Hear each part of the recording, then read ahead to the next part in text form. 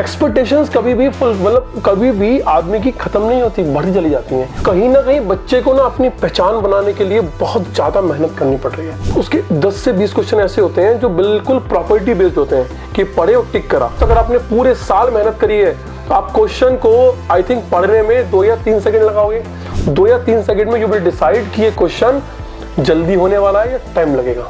अपने कॉन्फिडेंस को स्टार्टिंग में लूज नहीं करना है, आपको वो उठाना है जो आपकी स्ट्रेंथ है। लेकिन आईआईटी को इतना बड़ा अपने ऊपर एक बोझ ना बनाइए आप कि अगर मैं आईआईटी में नहीं गया तो मेरी जिंदगी खत्म हो जाएगी। पूरे रिवीजन में, पूरे नोट्स में आई थिंक 50 से 60 पॉइंट ऐसे होते हैं जो हम बार बार भूल जाते हैं। हेलो ऑडियंस, मेरा नाम है गौरव और आज इस पॉडकास्ट में हम डिस्कस करने वाले हैं कि जेईई मेंस का जो एग्जाम क्लोज आ रहा है उसमें जो बच्चों को स्ट्रेस होती है, ठीक है, बच्चे का जो टाइम मैनेजमेंट है, तो क्या क्या रियल प्रॉब्लम एक बच्चा फेस करता है, तो उसका सोल्यूशन मैं आपको देने वाला हूं और आपको मिलवाने वाला हूं एक बच्चे से। उस बच्चे के थ्रू आपका जो कनेक्शन बनेगा कि हाँ, हर एक बच्चा सोचेगा कि ये प्रॉब्लम तो मेरी भी है जो वो बच्चा कह रहा है, और उसका सोल्यूशन मैं आपको दूंगा। डेफिनेटली ये वीडियो आपके लिए बहुत हेल्पफुल होने वाला है। तो मिलवाता हूं मैं आपको उस बच्चे के साथ और हम डिस्कस करते हैं। इस पूरे पॉडकास्ट में डिस्कशन रहेगा कि क्या प्रॉब्लम्स बच्चे को एग्जाम में फेस करनी पड़ती है। तो ये है स्टूडेंट हमारा मयंक, ठीक है, और ये आपको बताएगा कि ये क्या प्रिपेयर कर रहा है और क्या इसको प्रॉब्लम फेस आती है। मेरा नाम मयंक है, मैं जेईई की प्रिपरेशन कर रहा हूँ। तुम ये बताओ ऑडियंस को कि एग्जाम में प्रिपेयर कर रहे हो, एग्जाम क्लोज आ रहा है, तो क्या चीजें माइंड में चल रही हैं? डर बढ़ता जा रहा है मेरा एग्जाम के उस बिहाफ पर कि एंड में जाकर वहाँ पे क्या होगा। डर सबसे बड़ी प्रॉब्लम है, डर की आई थिंक एंजाइटी। हाँ, एंजाइटी। तो मेरा ये मानना है कि बच्चे ने पूरे साल तैयारी की हो या ना की हो, एक बच्चा एवरेज हो, बिलो एवरेज हो, इंटेलिजेंट हो, मतलब स्ट्रेस सभी को होती है। एक बच्चे को सिर्फ क्वालिफाई करना है, उसकी स्ट्रेस है। एक बच्चे को अच्छा परसेंटाइल लाना है, उसकी स्ट्रेस है। एक बच्चे को मेंस पढ़ रहा है लेकिन एडवांस की भी स्ट्रेस है। तो ये स्ट्रेस तो सभी को है, और कहीं ना कहीं एक टीचर जब पढ़ाता है ना, उसको भी स्ट्रेस है। किस बात की स्ट्रेस है कि यार जो मैं डिलीवर कर रहा हूँ क्या इससे अच्छा डिलीवर कर सकता था। तो ये स्ट्रेस एक बहुत बड़ी चीज है जो कहीं ना कहीं हमारे सक्सेस का जो पाथ है ना, उसके रास्ते में आता है। तो उसको हम कैसे कंट्रोल करें? देखो बेटा, स्ट्रेस को हम कंप्लीटली तो खैर मतलब वो नहीं कर सकते, खत्म नहीं कर सकते, लेकिन फिर भी हम काफी हद तक उसके ऊपर कंट्रोल कर सकते हैं। आपको अपने माइंड में ना कुछ बातें रखनी है। पहली बात क्या रखनी है कि आपने पूरे साल जो तैयारी करी है, क्या आप जस्टिफाई करते हो उस चीज को? अगर आपको लगता है कि हाँ मैं जस्टिफाई कर रहा हूँ, मतलब जो मैंने तैयारी के पहले दिन सोचा था कि मुझे इस तरीके से पढ़ना है और मैं उसी तरीके से पढ़ पाया, वास्तव में तुम्हें लगता है कि नहीं मैंने जस्टिफाई किया, मेरे जो मार्क्स आ रहे हैं और टीचर जो क्वेश्चन पूछते हैं उसका जो मैं रिस्पॉन्स करता हूँ, अगर तुम जस्टिफाई करते हो उसके बाद भी तुम स्ट्रेस ले रहे हो, तो फिर तो ये एक तरह से ये हो गया कि भगवान ने अगर हमें इतना दे दिया तो फिर इतना हम मांगना शुरू कर दिया। कहते हैं कि हमारी लिमिटेशन जो खत्म ही नहीं होंगी। स्ट्रेस किसको होती है? स्ट्रेस उसको होती है मेरे दोस्त जो कहीं ना कुछ कमी कर रहा हो। अगर एक टीचर भी है, वो अपना लेक्चर प्रिपेयर करके नहीं गया, उसने जाके रैंडमली पढ़ा दिया, तो उसने कहा यार मैंने पढ़ाया तो अच्छा, लेकिन मैंने ट्रेंडिंग क्वेश्चन नहीं लगवाए। ट्रेंडिंग क्वेश्चन कब लगवाता वो? तो टीचर भी पढ़ के जाता। तो ऐसे स्टूडेंट कब स्ट्रेस में आएगा? जब उसको लगे यार 10 दिन हो गए मैंने कुछ पढ़ाई नहीं करी, कुछ सेल्फ स्टडी नहीं करी, तो स्ट्रेस में आएगा वो ऑटोमेटिकली। जब भी हम कुछ लाइफ में नेगेटिव कर रहे होंगे हम स्ट्रेस में आएंगे। अगर हम लाइफ में पॉजिटिव कर रहे हैं, हमने सेक्रीफाइस किया हुआ है, हम मूवीज नहीं देख रहे, हम दोस्तों से नहीं मिल रहे, हम घर के किसी फंक्शन में इन्वॉल्व नहीं है, हम सिर्फ पढ़ने में लगे हुए हैं और सुबह शाम हम पढ़ ही रहे हैं, और पढ़ने के बाद हम आउटपुट भी जनरेट कर रहे हैं, रिस्पॉन्स आ रहा है, टीचर्स तारीफ कर रहे हैं, और फिर भी अगर हम स्ट्रेस में हैं तो उसका तो कोई सोल्यूशन नहीं है।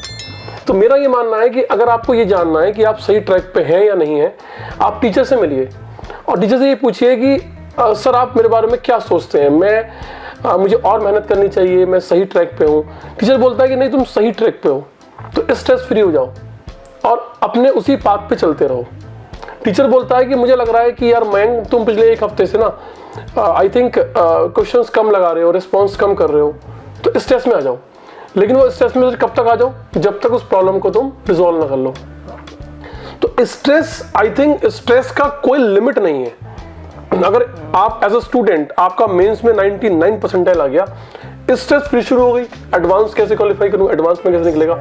एडवांस में भी हो गया यार CS ब्रांच नहीं मिलेगी, रैंक अच्छी नहीं आई, स्ट्रेस शुरू हो गया।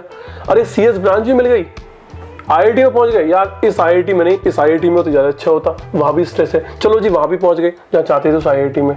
अब उस IIT में पढ़ रहे हो, पता लगा कुछ बच्चों से यार MIT एक ऑर्गेनाइजेशन है, एक इंस्टीट्यूट है जहाँ पर रिसर्च होती है, यार वो तो IIT से भी अच्छा है, तो क्या मैं उसको डिजर्व नहीं करता? Getting my point. एक्सपेक्टेशंस कभी भी मतलब कभी भी आदमी की खत्म नहीं होती, बढ़ती चली जाती हैं। अगर आप हर एक्सपेक्टेशन के लिए स्ट्रेस ले लोगे तो आप अपनी हेल्थ के साथ क्या कर रहे हो फिर? सर यहीं पे मेरा दूसरा सवाल आता है कि मैं पढ़ाई करता हूँ मगर हेल्थ पे अपनी ध्यान नहीं दे पाता, जैसे कि बाहर का खाना कुछ ज़्यादा खा लिया जाता है कभी कभार, या फिर एक्सरसाइज तो कर ही नहीं पाता हूँ मैं, तो इसके लिए कैसे टाइम मैनेज करूँ मैं? देखो बेटा क्या है कि ये बात तो ट्रू है कि आजकल के जो कॉम्पिटिशन्स है ना, वो इतना ज़्यादा कंपटीशन बढ़ चुका है कि नंबर ऑफ स्टूडेंट ज़्यादा आ रहे हैं, नंबर ऑफ इंस्टीट्यूट ज़्यादा हैं, ऑनलाइन ऑफलाइन एकदम बच्चा लगा हुआ है, बहुत सारी टेस्ट सीरीज चल रही हैं, सब कुछ है। तो कहीं ना कहीं बच्चे को ना अपनी पहचान बनाने के लिए बहुत ज़्यादा मेहनत करनी पड़ रही है। उस मेहनत के साथ वो एक्सरसाइज नहीं कर पाता, ये श्योर है। वो जो खाना पीना चाहिए वो सिर्फ बातें लिखी रह जाती हैं, बट ऐसा हो नहीं पाता एक्चुअल लाइफ में, क्योंकि बहुत कुछ है यार, फिजिक्स है, केमिस्ट्री है, मैथ्स है, रिवीजन है, बहुत कुछ है, मैं जानता हूँ इस चीज़ को। लेकिन मैं तुमसे इतना ही कहना चाहूँगा, समझने की कोशिश करना इस बात को कि 5 मिनट्स लाइफ के 5 मिनट्स, आदमी कितना भी बिजी हो, क्या 5 मिनट नहीं निकाल सकता? मेरा मानना है कि हमारा एक भ्रम है कि अगर हम मैथ्स के क्वेश्चंस कर रहे हैं और हमने मैथ्स को 2 घंटे दिए, अब मैं 2 घंटे की जगह 1 आवर 55 मिनट दे दूं, फिजिक्स में 1 आवर 55 मिनट दे दूं, केमिस्ट्री में 1 आवर 55 मिनट दे दूं, तो मैंने 15 मिनट बचा लिए। और वो 15 मिनट इतनी बड़ी चीज़ नहीं होती, लेकिन वो 15 मिनट अगर आप पूरे दिन में 15 मिनट भी अगर आप योगा कर रहे हो या मेडिटेशन कर रहे हो, या उस 15 मिनट में आप एक वॉक करके आ रहे हो, समथिंग ऑल, या कुछ भी ऐसा कर रहे हो जो आपके लिए, आपकी हेल्थ के लिए अच्छा है, तो मेरा मानना है कि एक दिन में 15 मिनट, अब डेली 15 मिनट, तो आई थिंक ये बहुत बड़ा टाइम बैठेगा। हम हफ्ते में 15 मिनट दे रहे हैं, नहीं, हम डेली 15 मिनट दे रहे हैं। तो दोस्त, मेरा ये मानना है कि जो आपका पहला क्वेश्चन है ना, स्ट्रेस, वो स्ट्रेस ही आपको 5 मिनट निकालने नहीं देती। वो स्ट्रेस ही, जब आप स्ट्रेस को कंट्रोल करोगे तो आपका माइंड एकदम पॉजिटिव हो जाएगा। जब आप पॉजिटिव एटीट्यूड के साथ पढ़ोगे कि यार मैंने तो इतने सेक्रीफाइस किए, इतने कंप्रोमाइज किए, तो क्या वो स्ट्रेस के लिए किए? अरे नहीं, कुछ बनने के लिए किए। मेरे टीचर मुझसे खुश हैं, मेरे गार्जियन मुझसे खुश हैं। अरे यार, जो आउटपुट आने वाला है IIT में एग्जाम में, मेरा सिलेक्शन होगा या नहीं होगा, वो तो भविष्य की बात है यार, वो तो भविष्य की बात है। उसकी तरफ जो हम चल रहे हैं, वो जो हमारा रास्ता है, वो सही है गलत है, वो कौन डिसाइड करेगा? टीचर और गार्जियंस। अगर दोनों की तरफ से आपको आउटपुट पॉजिटिव मिल रहा है, तो पहला पॉइंट, स्ट्रेस आपका खत्म हो गया। अगर स्ट्रेस खत्म हुआ तो आपके हेल्थ इश्यूज अपने आप डाउन हो जाएंगे। आपके हेल्थ इश्यूज कहां से क्रिएट हुए? आपके स्ट्रेस से। स्ट्रेस खत्म हुई, हेल्थ इश्यूज खत्म हो गए। लेकिन हम फिर भी चाहते हैं कि हम और ज्यादा पॉजिटिव हो जाए, और ज्यादा एक पॉजिटिव एटीट्यूड के साथ बढ़े आगे। तो उसके लिए चाहिए बेटा योगा, मेडिटेशन चाहिए। तो 15 मिनट निकालने पड़ेंगे डेली के। टाइम टेबल को मैं कैसे फॉलो करूं ऐसे कि एकदम सही से सारी चीजों पे मैं टिक भी मार दूं और सब कुछ ठीक भी हो जाए? देखो, ये प्रॉब्लम सभी बच्चों की है, क्योंकि कई बार क्या होता है यार, एग्जाम आया, हमने क्वेश्चंस लगाए और पेपर के बाद लगता है पता यार इस क्वेश्चन पे तो मैं पहुंच ही नहीं पाया। कई बार होता है ना कि यार ये क्वेश्चन तो मैं पहुंच ही नहीं पाया, मैं मान लिया फिजिक्स करने बैठ गया, फिर केमिस्ट्री ले ली, फिर मैथ्स लास्ट में लिया, मैथ्स पहले ले ली, फिजिक्स बाद में ली। इस टाइप से कई बार क्या होता है, जो हम लास्ट में ले रहे हैं ना, तो उसके 10 से 20 क्वेश्चन ऐसे होते हैं जो बिल्कुल प्रॉपर्टी बेस्ड होते हैं कि पढ़े और टिक करा, वहां तक हम पहुंच ही नहीं पाए। क्यों? इमोशंस में बह गए।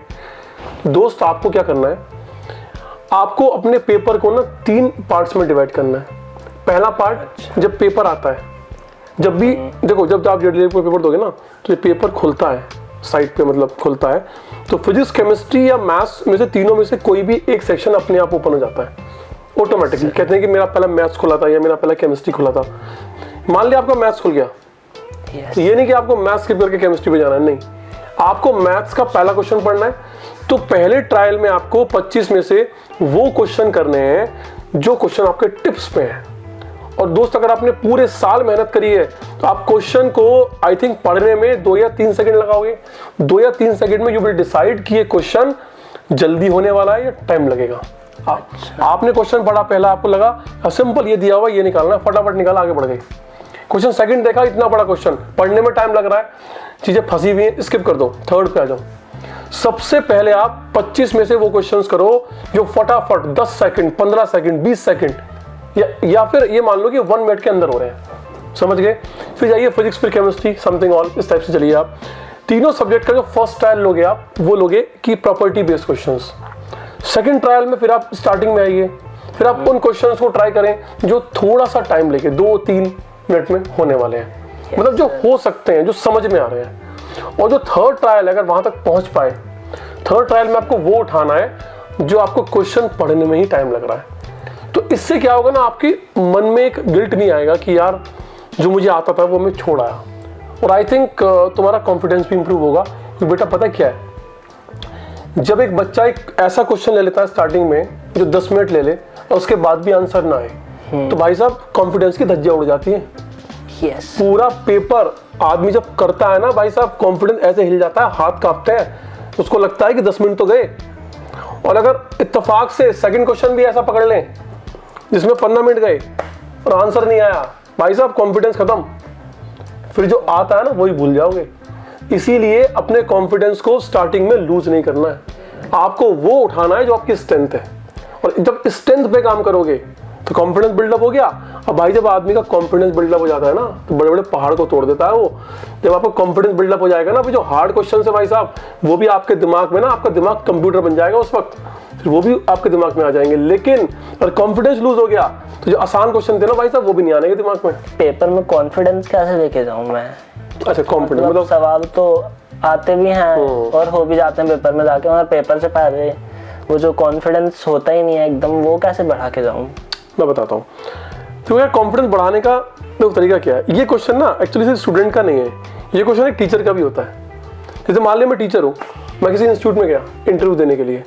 अब मैं बैठा हूँ यार कि मेरा इंटरव्यू होगा, हाय पता नहीं कैसे क्वेश्चन पूछेंगे, क्या फैकल्टी टेस्ट आएगा, डेमो कैसा होगा, बच्चे मजाक उड़ाएंगे, समथिंग ऑल, तो कॉन्फिडेंस लूज हो रहा है। तो अब वही चीज बच्चे के साथ भी हो रही है, तो कैसे ओवरकम करें भैया?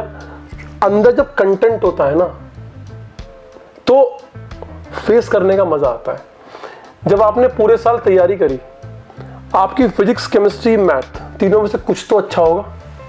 मान लिया आपको लगता है कि यार मेरी मैथ्स बहुत अच्छी है, मैंने मैथ्स को दिल से पढ़ा, या मेरी फिजिक्स अच्छी है, मेरी केमिस्ट्री अच्छी है, मतलब कोई भी आपका अच्छा सब्जेक्ट है। अच्छे का मतलब होता है जो हमारे दिल पे लगता है, कि मतलब जिसके साथ हमारी फीलिंग कनेक्ट हो जाती है, फिर हम उसको तो पढ़ते हैं दिल से, और जो और पढ़ते हैं वो सिर्फ सिलेक्शन के लिए पढ़ते हैं। तो भाई अगर आपने कोई सब्जेक्ट दिल से पढ़ा है, अगर आप IIT में सिलेक्ट नहीं हुए, तुम्हारा मेन मोटो क्या है? एक इंसान का मेन मोटो क्या होता है? सक्सेसफुल बन के पैसे कमाना। सक्सेसफुल बन के पैसा कमाना। एक बात बताओ, तुम्हारे सामने जो टीचर बैठा है वो मैथ पढ़ाता है? Yes sir. पैसा तो वो भी कमा रहा है? Yes sir. बहुत सारे IITians हैं, बहुत सारे IITians। मैं कहता हूँ कि आजकल मोस्टली IITians जो हैं इस फील्ड में आते हैं और बच्चों को कंपटीशन की तैयारी कराते हैं। Yes sir. पैसे के लिए खूब पैसा कमाते हैं, लाखों करोड़ों कमाते हैं। तो IIT में जाना आपका ख्वाब है, और भगवान करेगा कि आप IIT में जाएं, लेकिन IIT को इतना बड़ा अपने ऊपर एक बोझ ना बनाइए आप कि अगर मैं IIT में नहीं गया तो मेरी जिंदगी खत्म हो जाएगी। अगर आप किसी भी चीज की तरफ आप डर के बढ़ रहे हैं ना, तो वो आपसे दूर भागेगी।